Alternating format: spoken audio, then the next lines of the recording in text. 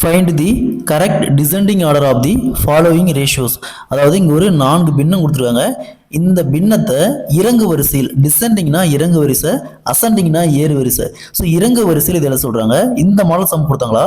First denominator value மட்டும் பாருங்க. 30, 15, 50, 20 இந்த 4 வேல்யூக்கும் எல்சிஎம் எடுத்தோமா 300.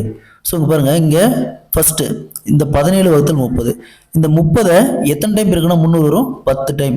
ஸோ அந்த 10 நியூமரேட்டில் பிரிக்கணும், அதை பகுதியில் பிரிக்கணும். இப்போ 10 × 17 170 வகுத்தல் 300.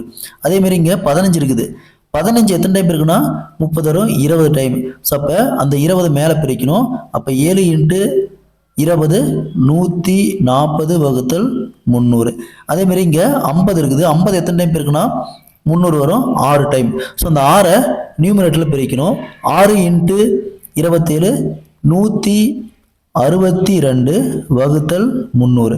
ஸோ அதேமாதிரி இங்கே 20 இருக்குது. 20 எத்தனை டைம் இருக்குன்னா 300 வரும், 15 டைம். அப்போ 15 இங்கே நியூமரேட்டில் பிரிக்கிறோம். இப்போ 11 × 15 165 வகுத்தல் 300.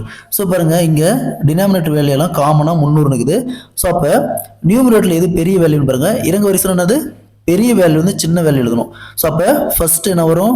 170. இந்த வேல்யூ ஃபர்ஸ்ட் வரும். அதாவது 17 வகுத்தல் 30 ஃபர்ஸ்ட் வரும். அடுத்த பெரிய வேல்யூ பாருங்க 165.